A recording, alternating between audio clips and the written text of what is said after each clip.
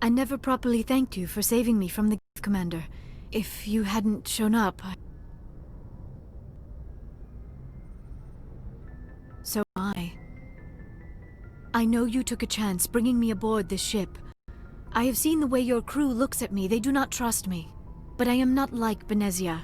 I will do whatever I can to help you stop Saren. I promise.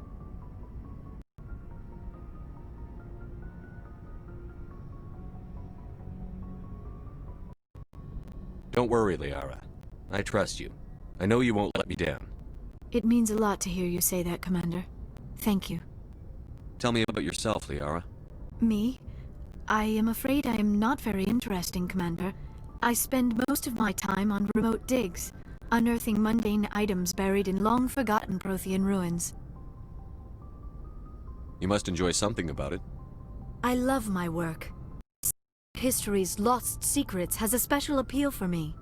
You were actually touched by working Prothean technology. That is why I find you so fascinating, Commander. Sounds like you want to dissect me in a lab somewhere. What? No! I did not mean to insinuate. I never meant to offend you, Shepard. I only meant that you would be an interesting specimen for an in-depth study. No, that's even worse. Calm down, Liara. I was only joking. Joking? Oh, by the goddess, how could I be so dense? You must think I am a complete and utter fool. Now you know why I prefer to spend my time in the field with data disks and computers. I always seem to say something embarrassing around other people. Please, just pretend this conversation never happened. I'd like to know more about the Asari. We were the first species to discover the Citadel. We were instrumental in forming the Council, and we always strive to be the voice of peaceful cooperation in galactic disputes. My people believe we are all part of a single galactic community. Each species contributes something to the great whole. Although we seek to understand other species, it seems few of them seek to understand us.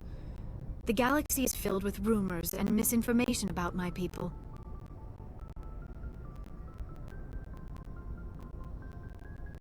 What? Most of the inaccuracies are centered around our mating rituals.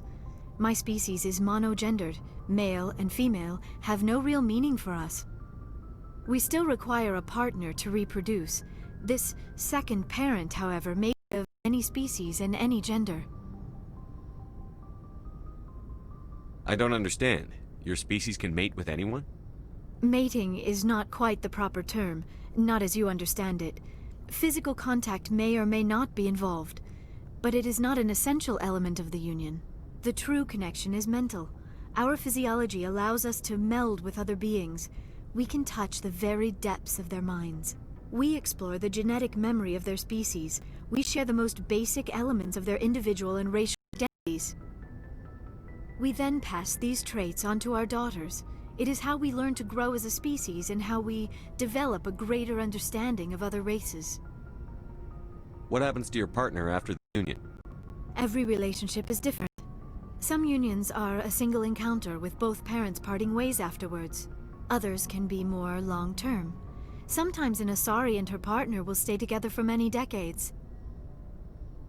Do you know who Matriarch Benezia chose as her partner? She rarely spoke of her partner. Though I know my father, if you want to use that term, was another Asari. Benezia never told you her partner's name?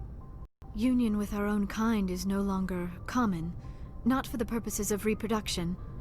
Most Asari believe it weakens our species. Asari daughters inherit racial traits from the father species. If both parents are Asari, then nothing has been gained, or so conventional wisdom would hold. I am what is sometimes called a pureblood, though no Asari would ever be cruel enough to say the word to my face. It is a great insult among my people. It is possible Benezia's partner was embarrassed by their union.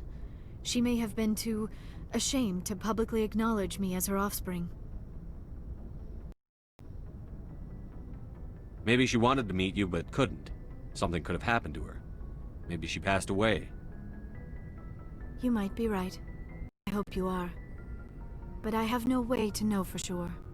Benezia never spoke of her partner. Whatever happened, it caused her too much pain to dwell on it. She raised me by herself, though that is not uncommon. Many Asari raise their children alone, particularly if the father species is short-lived. Often the partner will pass on long before the child reaches maturity.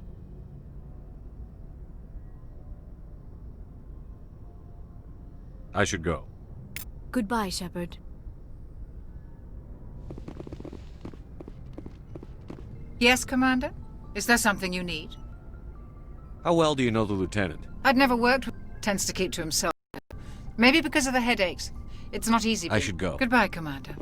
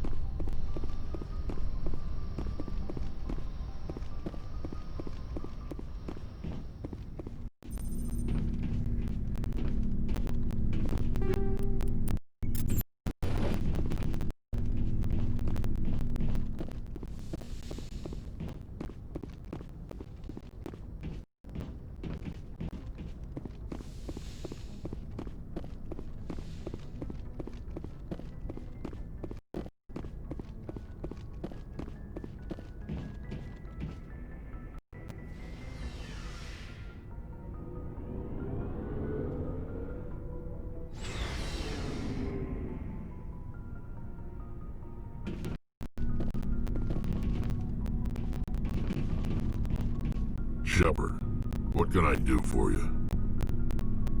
What's your story, Rex? There's no story. Go to the Quarian if you want stories. You Krogan live for centuries. Don't tell me you haven't had a few interesting adventures. Well, there was this one time the Turians almost wiped out our entire race. That was fun. I heard about that. You know, they almost did the same to us. It's not the same. It seems pretty much the same to me. So your people were infected with a genetic mutation? An infection that makes only a few in 1,000 children survive birth? And I suppose it's destroying your entire species? I suppose it isn't all the same. I don't expect you to understand, but don't compare humanity's fate with the Krogan. I was just making conversation. I wasn't trying to upset you. Your ignorance doesn't upset me, Shepard. As a Krogan, I gave up on them long ago. The genophage infected us, but it's not what's killing us. Are your people real? We're sure not getting any stronger. We're too spread out. None of us are interested in staying in our own system. So long, Rex. Shepard.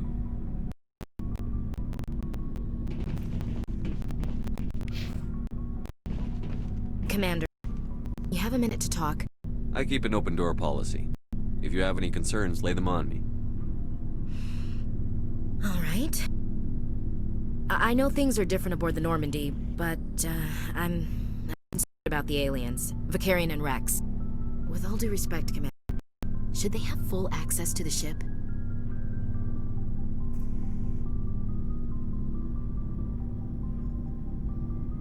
Don't mince words, Chief. What's your concern? This is the most advanced ship in the Alliance Navy. I don't think we should give them free rein to poke around the vital systems. Engines, sensors, weapons.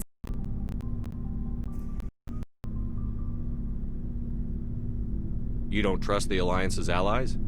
I'm not sure I'd call the Council races allies. We, humanity, have to learn to rely on ourselves. Standing up for ourselves doesn't mean standing alone. I don't think we should turn down allies. I just think we shouldn't bet everything on them staying allies.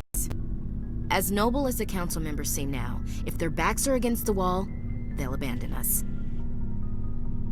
I don't see that as inevitable. Look, if you're fighting a bear and the only way for you to survive is to sick your dog on it and run, you'll do it.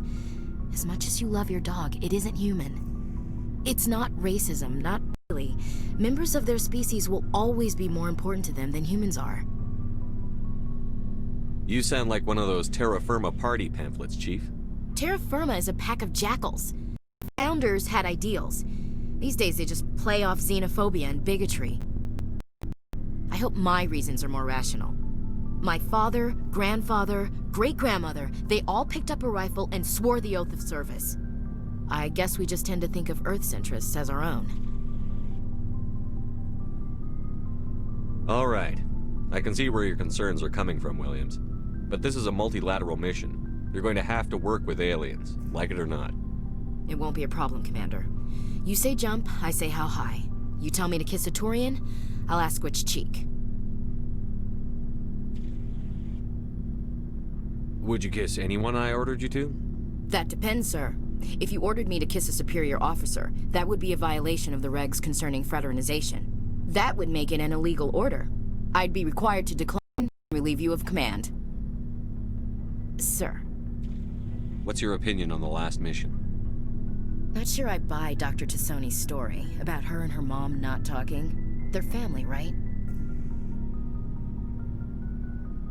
I think she's being straight with us. Or at least, I don't think she lies very often. Yeah, she's probably really bad at it. Hey, want me to ask her about her sex life? Might be illuminating.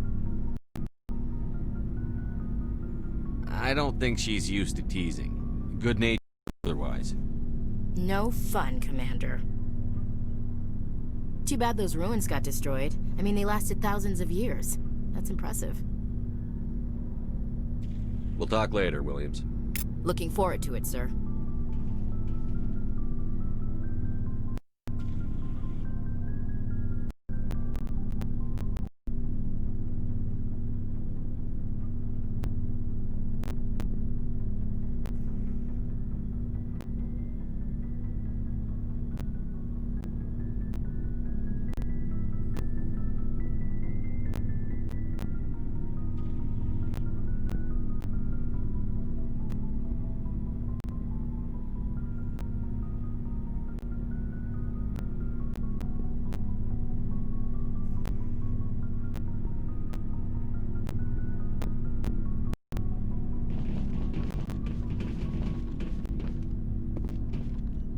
Commander, nice work out there. I knew working with a Spectre would be better than life at CSEC. Have you worked with a Spectre before? Well, no, but I know what they're like. Spectres make their own rules. You're free to handle things your way. At CSEC, you're buried by rules. The damn bureaucrats are always on your back. Being a Spectre does have its advantages. Exactly my point. If I'm trying to take down a suspect, it shouldn't matter how I do it, as long as I do it. But CSEC wants it done their way. Protocol and procedure come first. That's why I left. So you just quit because you didn't like the way they do things? There's more to it than that. It didn't start out bad, but as I rose in ranks, I got saddled with more and more red tape. CSEC's handling of Saren was typical. I just couldn't take it anymore. I hate leaving. I hope you made the right choice. I'd hate for you to regret it later. Well, that's sort of why I teamed up with you. It's a chance for me to get off the Citadel, see how things are done outside CSEC. Either way, I plan to make the most of this. And without CSEC headquarters looking over my shoulder, well, maybe I can get the job done my way for a change. Just do a good job and don't get in my way. We'll get along fine. Don't worry, Commander. I'll keep clear.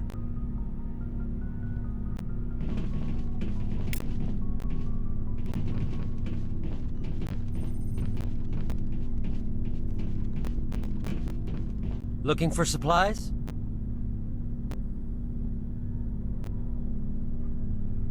What are licenses? Why do you need them? Manufacturers sell licenses. Each license allows me to buy and sell a certain brand of products. I already have several basic ones, but you'll need to buy more if you want me to bring in different brands. Many of the best licenses are hard to get, but they're well worth the cost if you can find them. What do the different manufacturers offer? There are too many for me to keep track of, but each license will explain what it's good for. Let's see what you've got. You bet, Commander.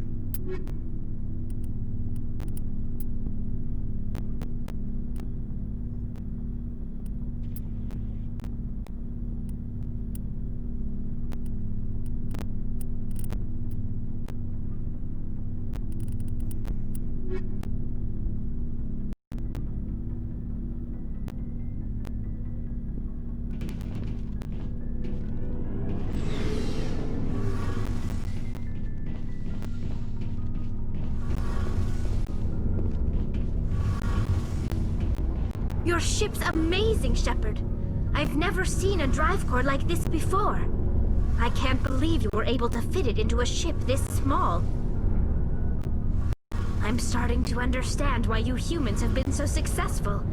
I had no idea Alliance vessels were so advanced.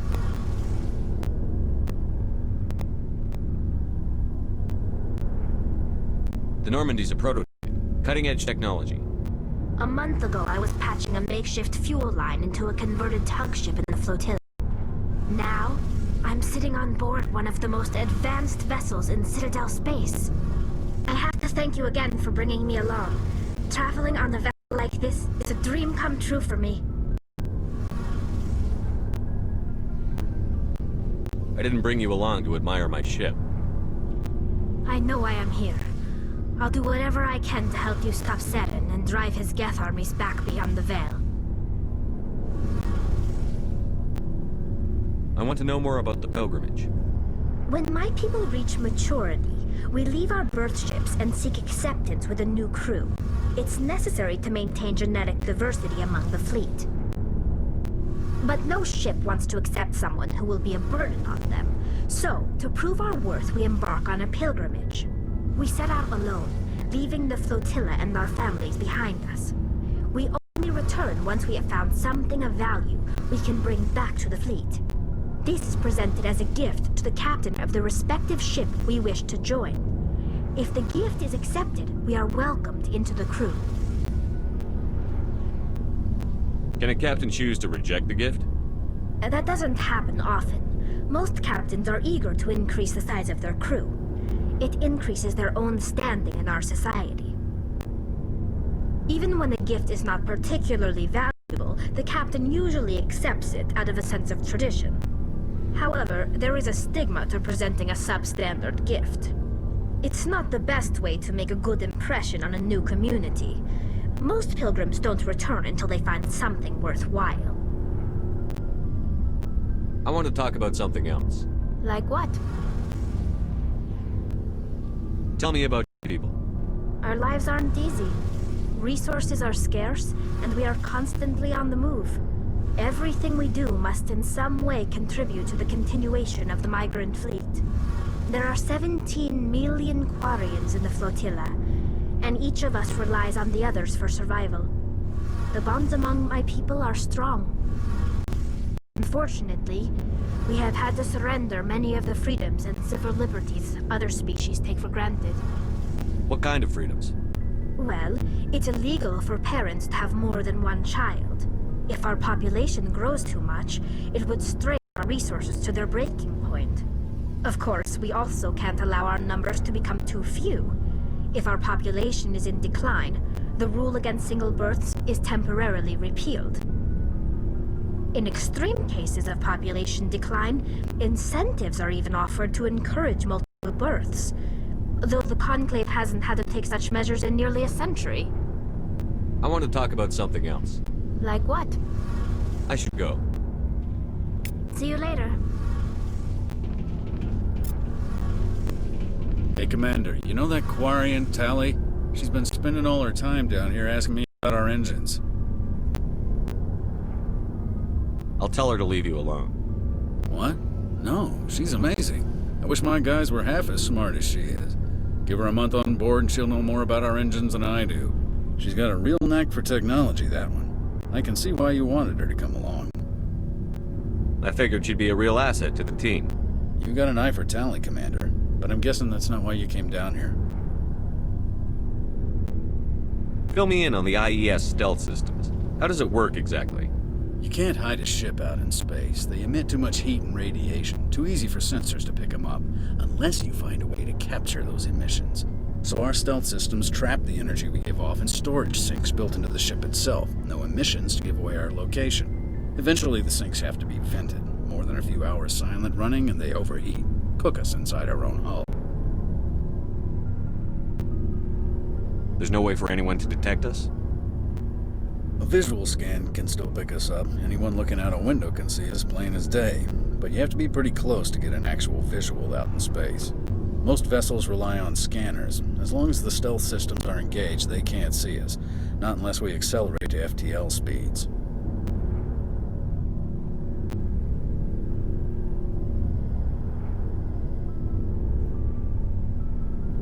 Why doesn't it work with faster-than-light travel? Cranking up the FTL blue shifts our emissions, pushes them into frequencies too high to capture in the sinks. As soon as we make the jump, it's like setting off a flare. Sensors can pick up our location whenever we enter or exit FTL flight, but for short-range missions, our stealth systems are amazing, and we've got the only one.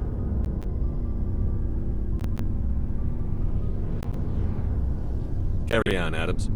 Aye, aye, Commander.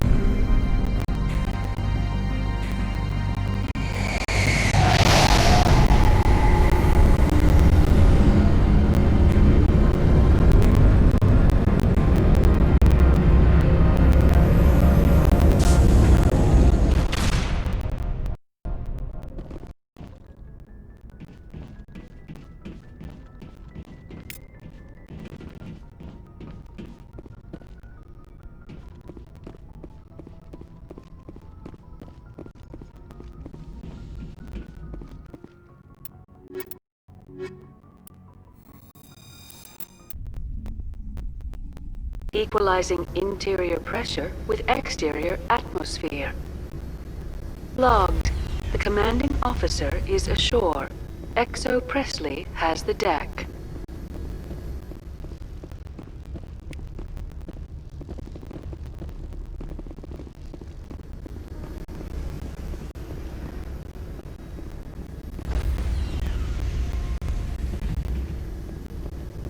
Stand by, shore party.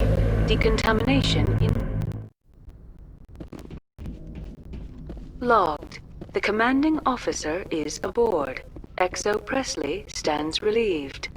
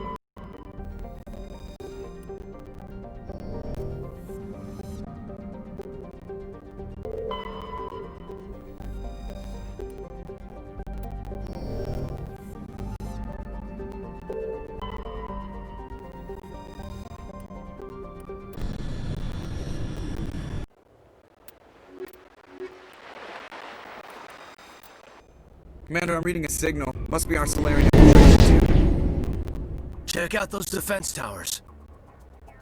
Drop the Mako. We'll go in hot and take them out. I'll get you in underneath their radar, Commander.